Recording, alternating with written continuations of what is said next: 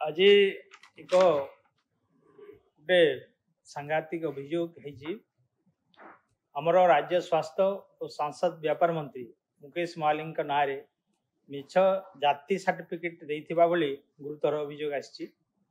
Shri Mahali school रे पढ़िबा समय 1978 मसीह और राज्य सरकार संस्था राज्य प्रदूषण बोर्ड रे 1999 मसीह असिस्टेंट सर्टिफिकेट ऑफिसर भावे जोगदेवा समय केउट जातिर होइथिबा दर्शाई अनुसूचित जाति वर्गर बोली जाति प्रमाणपत्र दाखल करथिले, किंतु केउट मानकु अनुसूचित जाति वर्ग रे शामिल प्रक्रिया 17/12/2002 दिन भारत राष्ट्रपति द्वारा अनुमोदित होइथिला।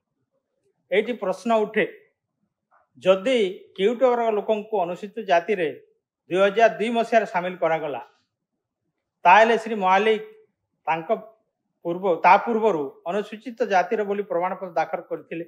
एतिरु स्पष्ट होइछि जे श्री महाली मिछ जाति प्रमाणपत्र दाखल करी सरकारी चाकरी करथिले।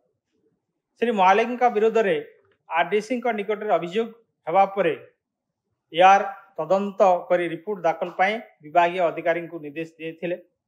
विभागीय अधिकारी रिपोर्ट दाखल करी सारिथिले सुधा राज्य सरकार चापरे आरडीसी कार्यानुष्ठान होना।